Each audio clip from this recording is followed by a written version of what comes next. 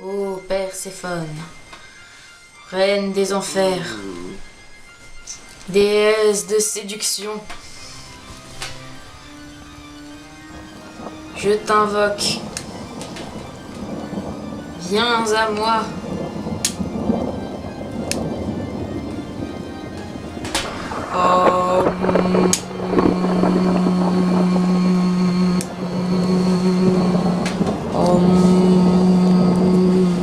Je t'invoque, réponds à mon appel. Perséphone, déesse des enfers, réponds à mon appel.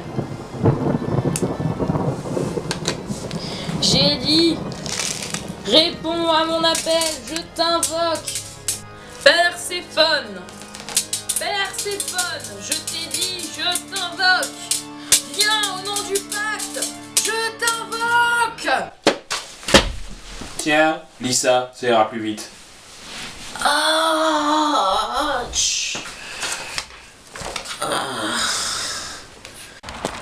Sator, je sais où tu te caches. Viens ici que je te bute, enculé. Ta gueule! Je pensais pas que tu le prenais aussi mal, enculé! Ça va? Je comprends mieux le problème avec ta femme.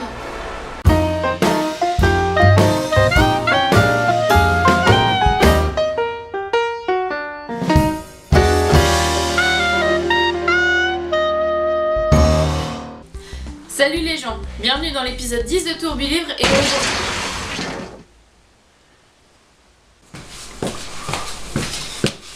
Qu'est-ce qui se passe, ça va?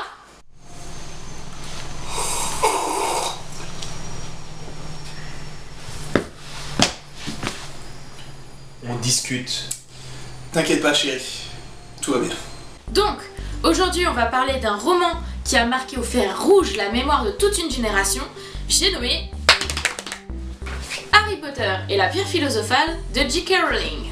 Ce roman est sorti le 27 juin 1997. Il a connu un engouement tel que 4 ans plus tard sort son adaptation cinématographique qui démocratise encore plus la saga.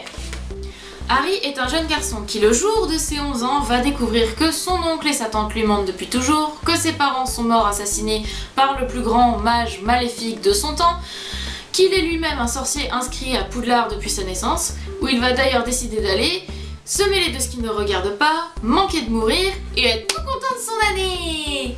Alors, Harry Potter, quoi vous en dire? D'abord, Harry. C'est un personnage qui m'insupporte vraiment. Parce que rien le dérange. Mais rien du tout! Sa famille le torture. Ok. Un prof le torture. Ok. Il fait perdre 150 points à sa maison en une nuit. Bah les couilles! Son directeur le laisse aller au casse-pipe. Pas de soucis. Il manque de mourir? Ok. No problem. Etc. etc. etc. et j'en passe. Un autre personnage qui m'énerve aussi, c'est Dumbledore, ou Dumby pour les intimes. Ce mec sait tout ce qui se passe. Il sait même quand Harry change de chambre. Mais il le laisse se faire maltraiter pendant 10 ans. 10 putains d'années. C'est énorme. Alors honnêtement, j'y vois qu'une seule raison pour qu'il ait laissé la situation comme ça, et c'est ça. Oh oui, Harry! Harry souffre! Souffre, j'aime ça! Oh oui! Petite pute!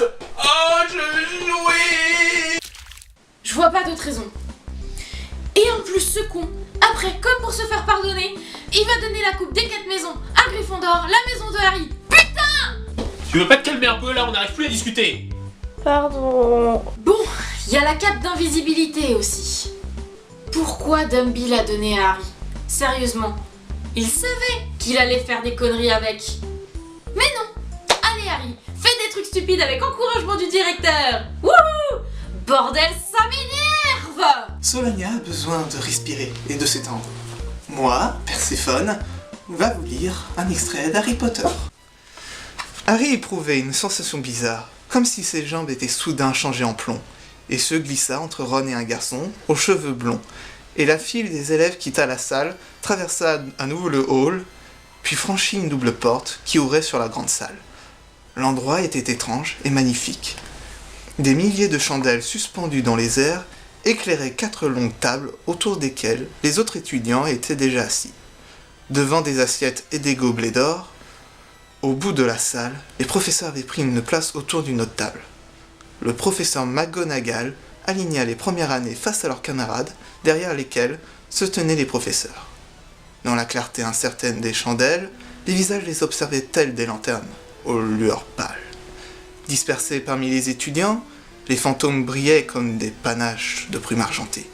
Gêné par les regards fixés sur les nouveaux, Harry leva la tête vers un plafond d'un noir de velours, parsemé d'étoiles. « C'est un plafond magique, » murmura Hermione. « Il a été fait exprès pour ressembler au ciel. Je l'ai lu dans l'histoire de Poudlard. » On avait du mal à croire qu'il existait un plafond. On avait plutôt l'impression que la salle était à ciel ouvert.